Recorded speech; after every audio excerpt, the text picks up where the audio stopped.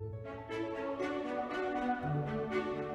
Snow Queen, a fairy tale by Hans Christian Andersen. The first story, which treats of a mirror and of the splinters. Now then, let us begin. When we are at the end of the story, we shall know more than we know now.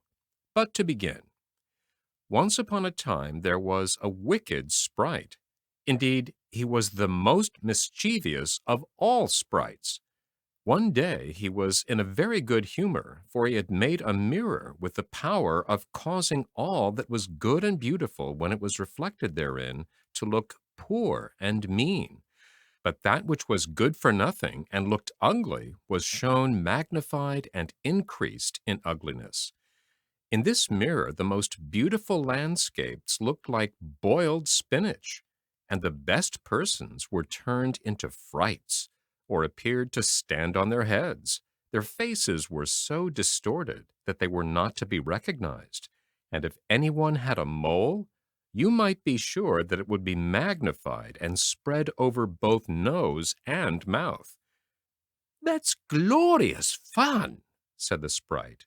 If a good thought passed through a man's mind, then a grin was seen in the mirror, and the sprite laughed heartily at his clever discovery.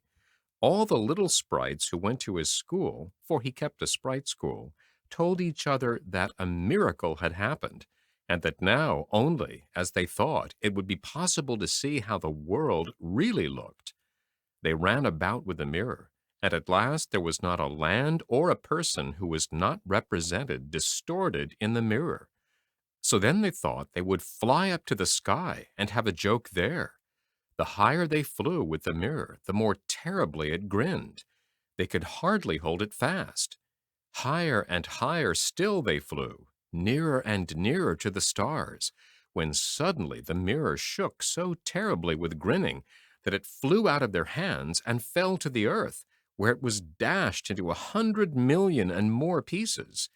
And now it worked much more evil than before, for some of these pieces were hardly so large as a grain of sand, and they flew about in the wide world, and when they got into people's eyes, there they stayed. And then people saw everything perverted, or only had an eye for that which was evil. This happened because the very smallest bit had the same power which the whole mirror had possessed. Some persons even got a splinter in their heart, and then it made one shudder, for their heart became like a lump of ice. Some of the broken pieces were so large that they were used for window panes, through which one could not see one's friends. Other pieces were put in spectacles, and that was a sad affair when people put on their glasses to see well and rightly. Then the wicked sprite laughed till he almost choked, for all this tickled his fancy. The fine splinters still flew about in the air, and now we shall hear what happened next.